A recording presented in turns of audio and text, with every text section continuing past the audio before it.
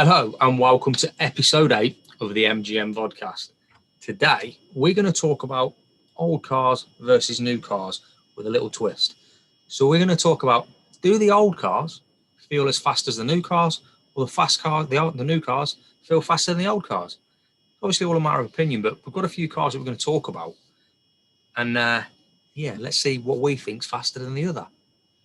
So where are we going to start then, Matt? Which car should we start with? This kind of started, didn't it? Because we did an episode a few weeks ago about names that have come back. Yeah, we did. Names that maybe should have been left in the past, talking about the Puma. And one of the names that's been brought back is the Supra. And we'll come on to it in a minute. We all know the old Supra, iconic car for many, many reasons. And the new one has gone down with mixed reviews. I'm personally a fan. Graham, not so much. But I like the looks of it. But it is undoubtedly a BMW. It's not a Toyota, and there's no wrapper under the bonnet. Seeing if Mackie gets that, but he didn't get the Jay-Z reference. To Jay-Z, the Supra engine. So ultimately, does a new modern car feel as fast as an old? What was a fast car? So why don't we start with the Supra, because that's the one that's come to light. Started this conversation, wasn't it? Yeah. Okay. So let's look at the 2JZ original, 3 litre twin turbo. It's a big car. It's bigger than the new car, whereas the new ones, again, it's still a 3 litre turbo. Not sure if it's twin or not. No, I think it's single. I think. Okay, so it's still a 3 litre turbo anyway. Okay, so displacement's the same. Both turboed. Power on the original Supra, 325 horsepower. Power on the new Supra, 382 horsepower. Okay, they're both rear-wheel drive. I think, and you disagree with me on this, I think the new Supra feels faster than the old Supra. Car's smaller. I think by quite a bit. It's narrower and it's shorter, and it's got more power. Have you got the measurements there? I know you. No, mate, I've not. I didn't geek out that much. I just got the main figures. I'm not sure. I've not seen one. I don't think I've actually seen one in the flesh.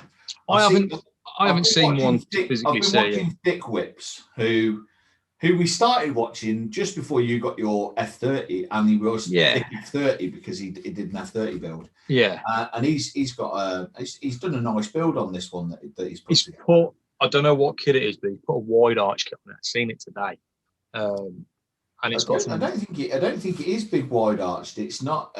It stance with the wheels. He put if you saw his picture he put up on Instagram, he put a few different kit options there, but I don't think he's actually, from watching it, he's still stock bodied, but it's stamped with wheels. I'll put the picture up somewhere, and you decide whether it's wide bodied or not. Lovely looking car, but I've not seen one in the flesh, and I've not seen one part. I haven't seen any pictures of one part next to the original Supra or the Mark IV Supra. I haven't seen a Supra.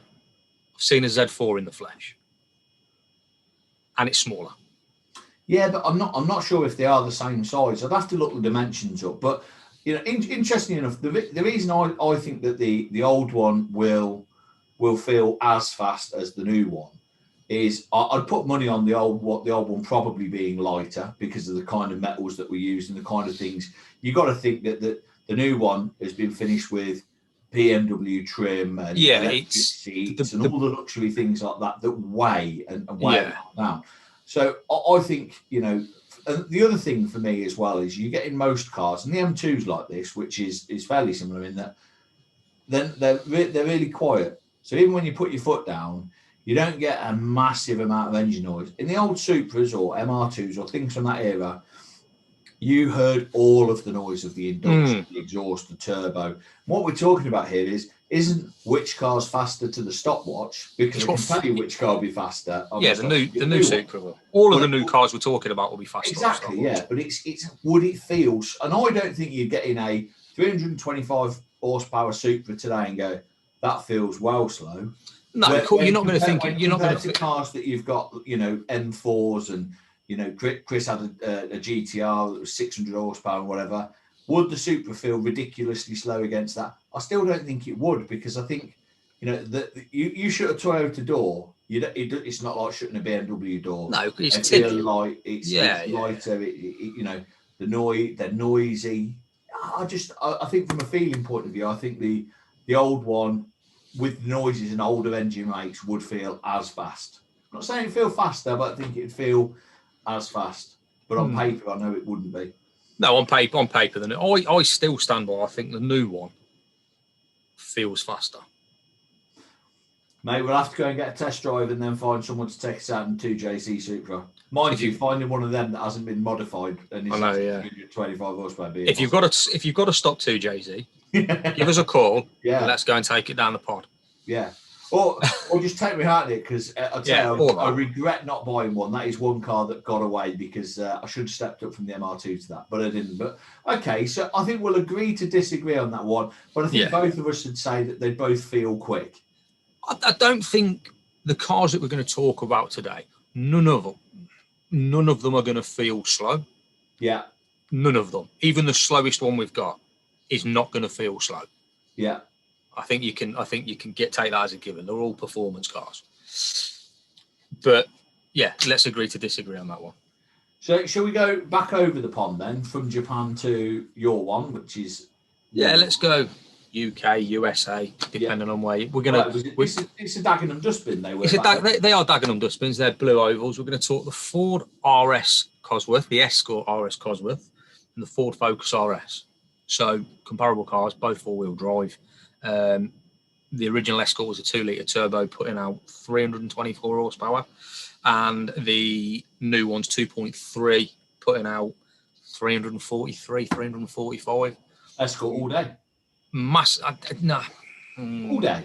Yeah, to be fair, on this one, because I've seen the build quality on both, definitely Escort. Because you feel like you're in a rally camp. I'm surprised it's that much power out of an Escort Cosy. 224, yeah. 224. 224. Oh, you said 324. Sorry, so it's 224 versus 343. So 220 horsepower difference. Yeah, that's a lot. That's a big pack. So, and you're talking, there's only 20 mile an hour difference top speed. Yeah, but so like you're looking both of those cars. How often are you going to get to the top speed? That's not a feeling going fast. Going fast is the acceleration. So I think the Focus is going to feel faster. I'm inclined to agree, just because of the power difference. Yeah. If they were similar, again, if they were like the Supra, and I'd be inclined to say the Escort. But yeah, on this, I think you've got to go with the Escort. Plus, I think with the massive whale tail and the big leather seats, I'm inclined to say the Escort would be heavier as well. I don't know if it would be heavier, but I think very similar in weight. When you look at that and say it's 224 horsepower, you know, I know that's 100 down on the Supra. Yeah, that's only 40 more than your 3 Series. Exactly, and that's mad. A diesel. I mean, that's a mid-90s car that has got a rally car that's got 40 brake horsepower now, the Mr. Mondeo or Mr. Saloon Man sort of thing. Yeah, the thing is though, the group ends at that stage, they weren't the same. They weren't the same now. They had mega power hikes. They weren't the same. It's the same rules now. Yeah. But and we all know that engine, the double overhead cam Cosworth engine that they put in those, would easily take those gains on the road. And again, you would struggle to find a stock one of those. I didn't realise they were that low on power. Yeah. I thought they were a little. I thought they were about 250.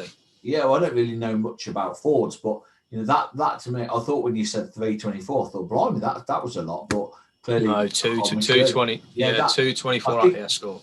I think the Focus is probably gonna, just because of the power difference there. Yeah, that's a big, but that's another car. And as well, I think the weight's going to put that power down, because. Yeah, it's got all the clever diffs. It's got all the clever diffs, hasn't it? So it's going to get the power down quicker. So you're going to be quicker before. I just think it pins you in your seat more than the Escort does. Yeah, I think it'll be a better. I'll be honest and say I'd still rather be driving the Escort though. I'm honestly torn. If I'd love, don't get me wrong, you know my love for the Escort, because if I've got. Well, we saw what we were having the M2 lowered, and it you know, in the right colour. Yeah, I have love for the Escort Cosworth, but the new Focus RS. Yeah, see, I'm a fan of that as well. Yeah, I am. But I think the thing for me with the Focus RS is that's not going to ever get the hero status that the Escort Cosworth has, purely because of the numbers that they're making. You know, that is just a normal mass-produced car. Yeah, of course. Whereas the Escort Cosworth, you look back to that, it's rally heritage, limited numbers, etc., etc. It'll always have a special place, and I think they're already commanding mega money now. Mate, if you want an absolutely gleaming example, you're talking 30 grand plus. And I've seen some at 70, 80 grand before. Exactly. So there's some big numbers on the Escort Cosworth, which obviously you're never going to get out of a Focus. But yeah, I think for the purpose of our discussion today, Focus. In terms of which car would make you feel more special, I still think the Escort would feel more special because of the pops and bangs and the natural essence of it and the heritage of it.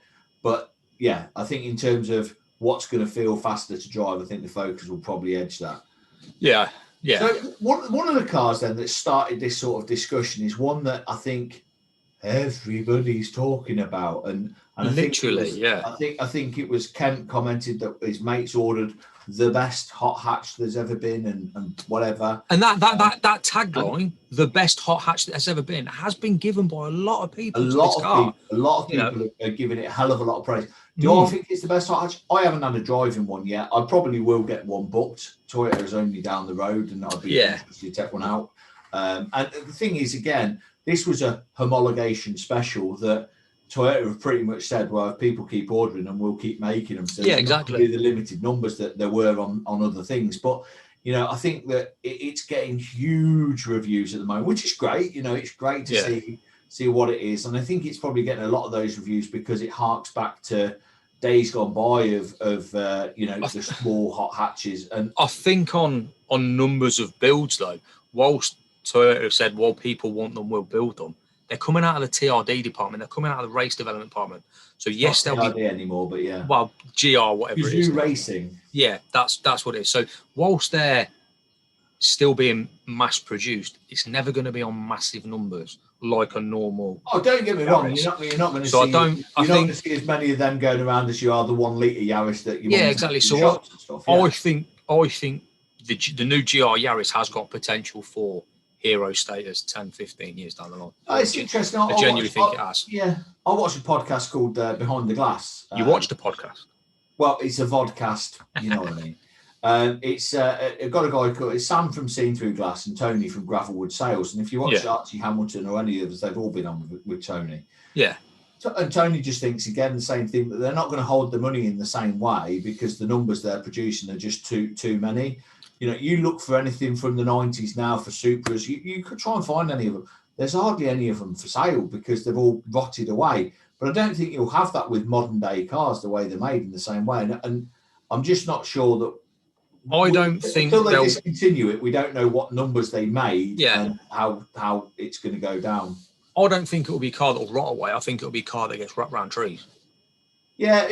That's how the GR disappears. People will wrap it around things. Anyway, what's the GR up against? Well, it's up against a car that you never saw many of, and I don't know what the numbers were. These were tiny numbers. This was in the era where, because it was a rally car, they had to make 5 or 10 road cars. No. So this is what a homologation is. A homologation is that basically they have to make, I think it was 250 or something like that back in the day. I'm not sure it was that many. It was because I remember a story that Lancia had to, when Lancia wanted to rally, I think it was the Fulva, and this story was on Top Gear, and they wanted to rally the Fulva, and they had to build 250. So what they actually did was they built 125. And they put 125 in a car park, counted them all up with the FIA, and took the FIA for a very long lunch, whilst a team of engineers and workers from Lancia got in all of those Lancia Fulvas and drove them to a different car park, and then counted the same cars again. So yeah, great idea. But yeah, so I think it was 200. It says here 200 road cars were built. So it must have been 200 as a minimum. So it was 200, 250, something like that. 219. 219 built at Peugeot Talbot. Yeah. Up the road. Yeah. So you know, you look at that and it looks so cool. We'll get a picture in there to show you. You'll have to do some work on the edit this week. I'll send you the links over. It looks kind of a bit like the old dimmer kit, you know, wide arched and. I believe it's where the dimmer kit got its inspiration from.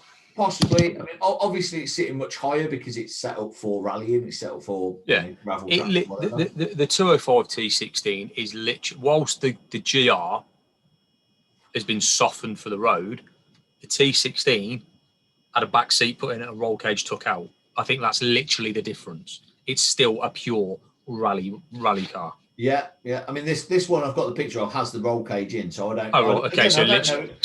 I don't know enough about it, but we were talking and we were sort of saying, well, surely the Celica's the ideal one to put up again, but that's a much bigger car. Yeah, so I don't it think is. It's a fair comparison, but you know, this was a 1.8 litre 4-cylinder, 200 horsepower, and weighed 1,350. And initially, I was thinking, well, yeah, that's going to feel the fastest.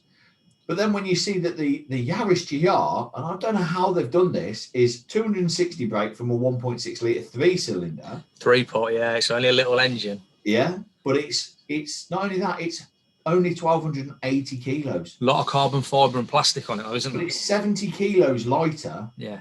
What you got to remember is that the 205 was aluminium at best. And the Yaris has got plastic and carbon, a lot of carbon fibre. It's like carbon fibre wings and stuff. I've not seen one, so I don't know if what parts of the body are carbon, what parts are and that's the road weight. So homologation's a little bit different now. I think they had to build 25,000 now, so the rules have changed from where they were. But like I say, I don't know all of the ways. But normally, you know, most cars, pretty much all cars, have got heavier as they've got new generations, because what do we all demand? We all demand more safety, better stereos, you know, more speakers, electric seats, all those sorts of things that add weight to the car. But they've somehow managed to get that out to come out lighter. So initially when I read the stats, I was thinking the Peugeot until I read the weight. But now I think that I really want to have a go in the Yaris, because I think it will be a bonkers little machine. But I think it'd be absolutely nuts, to be fair. Yeah. You know, I'll have to book a test drive in that, definitely. But so the final car that we're going to discuss, and what I would love to hear is I'd love some comments in here, because you know there are going to be loads of cars that you can compare from yesteryear to today. They don't necessarily have to be from the same manufacturer, but you know, in the same class. Yeah, they need to be sort of similar cars. There's no point comparing. So if you're talking something like a Subaru from the 90s, you know, compare that to what is this comparing? An Evo from 2015, or something similar like that, or. But if if you're going to compare an early Subaru, you'd compare an early Evo to a late Evo, wouldn't you? Well, yeah, but it's again, you know, what's the fast dad car now? I suppose it's the. You're talking M cars, ain't you? Fast cars. M3, Audi RS4, S4. Yeah, so the Honda Civic Type R, I suppose, is fairly similar in size. I mean, they're big now, aren't they? They're massive now. Yeah. Not a dad car though. Well, it depends. It depends how young and chaffy your dad is, I suppose. Yeah, I suppose. Final car then, the icon, that your favourite car. This is Japan ever, I think. Probably my favourite car. Ever, yeah, the Nissan Skyline GTR V-Spec R34. Fastest car in the world ever. Versus probably one of my favourite cars, and something that I could see myself getting at some point, the R35 Gtr. Now, I've been lucky enough to go in an R35 Gtr, and I don't think you ever went out in that with Chris, did you? Didn't go out in Chris's, I went out in a lad called Dale, so. And Chris's was running about, I think it was about 650. It had stage 4.5 from Litchfield put on it. Yeah. That thing was absolutely bonkers. I think Dale's was stock, and let's be fair, it didn't hang around. It didn't hang around. Well, they've had massive power hikes. You know, I was looking the figures up from there. Stock when they were launched was 480, and stock now on a one today is 560. So that's, we'll just turn it up a little bit more. Well, we'll just turn up 100 horsepower. Yeah, exactly. Insane. So you know, you're looking at it, and again, I went in that one with Chris. It was rapid. Don't get me wrong. It was ridiculously fast, but it's not savage power. It's not savage delivery, though, is it? I think with the automatic gearbox and with how well insulated the car is, how much sound deadening there is and stuff, it wasn't that loud in there. Whilst it felt really quick in a straight line, it kind of didn't feel. It sounds stupid. It didn't feel out of control. When a car feels its fastest is when you feel it's on the edge of you losing control. Everything goes light, and you're like, I need to slow down. Exactly, or like happens if you're driving a Clio that's missing the bush from the steering rack, like mine was. Yeah, all that. But so that's what let's call it 500 horsepower. We'll stick it in. Yeah, we'll go with it across the range, 500 horsepower. Yeah, and that the R34 is what? Gentleman's agreement was 276 for Japan. Let's call it 300, 320. Yeah. Because that's what they would have been putting out. Yeah. I've been lucky enough to drive a 34 when I worked at Nissan. Got a car delivered to the wrong dealership. I had to take it to Leicester. They're fast, and the power delivery is savage. It comes in chunks. It just hits you. I think it feels faster. I just 100% feels faster. I just don't think it would, for the simple reason it's 200 horsepower down. It's a weight. It weighs a can of in comparison weight wise, mate. Well, I was looking for the weight actually. I bet it's 300-400 kilos difference, if not. So the R35 is nearly two. They're about 1,700 kilos, ain't they? Dimensions and capacities: width, height, length, curb weight 1737. 1,700. I knew it wouldn't be far off. And 1,200. No chance you're at 1,200 with a four-wheel drive system in there. Not that light. It's not even on that website. That's no good to me. GTR.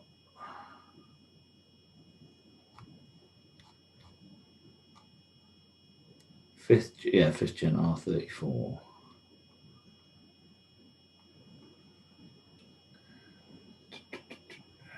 $1,560 kilos. Yeah, it's 200 kilos lighter. No chance is that going to feel faster than a car with 200 horsepower more. I think it does. Nah. Well, I've been in both, and I think it does. Yeah, but you've been in an early car. So what year was that R35 you went in? It would have been the 400. It would have been the early one. It was a 400 and something. It was a 480. So and okay, the one that I went in was tuned.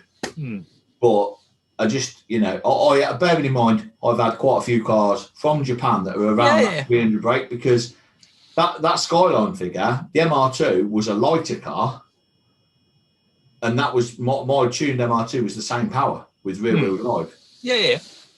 That felt quick. I know how quick that felt, and I just can't imagine a car with almost double the power not feeling faster, and knowing how savage. Also, you were in the passenger seat of the R35 compared to the driver's seat in the R34. Yeah. So that's the other big difference. And the other thing is, how old were you when you took the R34?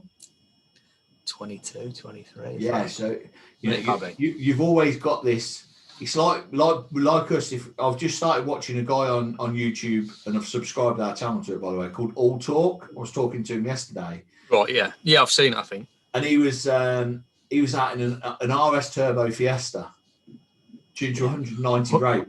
Awesome car. It's only 50 brake more than stock, though, isn't it? That is when you think about it. I don't know. 130 brake the RS Turbos. But. Yeah, so 60 horsepower more than that. But he was out in that, and you just look at it and go, that's going to feel fast, because that is the weight of a can of beans. They were light anyway, and you've added more power to it. But agreed. You watch any car, you look back at any car from your youth, and there's always that nostalgia you remember. I never remember, I do, but I never really think about the shit times with my black Rev 1 Turbo that blew up all the time. I remember all the good drives I went on. But the Rev 4, which was pretty much flawless for the time that I had it, was, felt a rapid machine. And I'll always look back on that and think, oh yeah, that was the fastest car in the world. And that, I think, is probably where you're at with the GTR R34, because you're remembering a drive that you had age 22 in your hero car. Yeah, you're probably right. I still think it's faster than the 35 though. Feels faster. We know on paper, obviously, it's not faster. On paper it's not faster, and on a track it's not faster. Yeah. But I still think it feels faster. Well, like I say, I'd love to get these lined up and go out. Yeah, it'd be nice. Another thing is the cabin. The reason I think it feels faster as well, the cabin in the 34 it feels more airy. It feels bigger than the cabin on the 35. The roof kind of tapers in a bit. Yeah, the cabin on the 35, you're sort of more snug and compact. Yeah. So I think because you're more compact in still a big car, I think it makes it feel slower as well. I genuinely think, and the only way you're going to know is go out in 34. I think the 34 feels faster. I genuinely do. Stock for stock, I think. Yeah, like I say, you'd have to literally, these cars we've talked about, it's a lovely what if scenario conversation, because we'd have to find some people stupid enough to lend us the cars or take us out in the cars. Yeah. And they'd have to be bone stock. And finding a bone stock Skyline of either the R34 or R35 is pretty much impossible to do. And if you can find an R34 bone stock, they ain't letting you take it out and rag the tits off. Well, they wouldn't let you take one out that was modified. I mean, they're changing hands for 6 figures up. Exactly. 100 grand up now. So they're crazy money. A car I would love to own, either of those, and at some point I'm sure one will grace the fleet. We can't make it too soon, or I'll be castrated because you'll be divorced. Yeah, I can't afford to have a Skyline if I do that. Put it that way. No, definitely. But, let us know what your thoughts are. Think back to hero cars from your childhood. There's another one we just talked about there, the Fiesta Rs Turbo. You know, would a stock Fiesta Rs Turbo 130 brake feel slower or quicker than a Fiesta ST from today? I think it feels faster. Or feel faster? Yeah, either way. I think it feels faster. And again, you know, you'd have to drive them side by side, but you're 70 horsepower down. The stock ST now has 200 brake. But look at the size difference. So if you're looking at the new Fiesta compared to the RS Turbo Fiesta, the size difference, the weight difference is catastrophic. Well, I genuinely think, I would arguably say the RS Turbo probably ain't that far behind it on a drag. Again, I've not looked up the stats. I don't think it's that far behind it with the weight difference. I reckon the power to weight ratio is in the favour. You're talking 70 horsepower. Yeah, but That's a lot. It ain't in a way that much more. It ain't. It's still two small hatches. And like we found looking at that T16 205 from 30 years ago, the technology put into making cars and manufacturing cars there produced a car that weighed 1,350 kilos. The technology Toyota have put into making the Yaris has made it 1,280. So you can't look at it, and the weight difference isn't going to be that much. But is the Fiesta ST now more refined than an RS Turbo? Yeah, it probably is. So the Fiesta ST is 1,200 kilos. Yeah, and I'm telling you, an RS Turbo is not 900 or anything daft like that, I'm sure. Give me a second. It'll still be over a ton, I'm 910 kilos. So you're talking 300 kilo difference there, which is about, what, 50 stone? Yeah, it's a big chunk. Like that. So Fiesta RS Turbo, 0 to 60 in 7.9. So let's see what the ST is.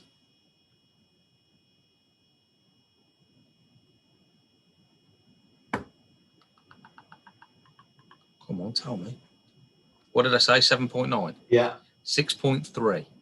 See, that's quite a lot. So 1.5 seconds, that's just a 60. And I think the other big difference here as well is why I think that the Fiesta ST would probably feel, the new one would feel faster than the old one is, they're still Scrabble drive. They're still front wheel drive. They're still still going to have the same. And it's from a small punch. No, it's not from a small punchy turbo, is it? Yeah, it's a 1.6 turbo. Yeah, so all of it. Actually, they're 1.5 now, aren't they? 1.5. Yeah, 1.53 pot. So it's I think realistically. Excuse me. I think the Fiesta ST and the RS are probably going to feel fairly similar. Yeah. In stock form. What do you have the most fun in? Well, actually, no, actually, I'll tell you why the Fiesta ST feels quicker as well. It's got a 6-speed gearbox. So you've got that extra gear change, which psychologically makes you feel like you're going faster. Well, it's not just that psychologically. It's going to have better ratios lower down for quicker acceleration. Yeah. So I think the ST wins that. But I think when we're talking about the Focus and the Cosworth, the Skyline and the Skyline, they're all four-wheel drive. And even the Yaris and the T16 are all four-wheel drive. So I don't think that you get as much of a feel from that lot in the same way as you do from front-wheel drive. No. So, but look, guys, that's our thoughts. We've agreed to disagree on some and we've agreed on others. But, what are your thoughts? Think back to cars of your youth. Some of you that might be longer ago than others, but think back to those times and what cars would you think would feel quicker today than the modern day equivalent or slower? And what would you rather have? Let us know in the comments below. Hope you've enjoyed it. Like and subscribe and we'll see you all next week. Take care. See you for episode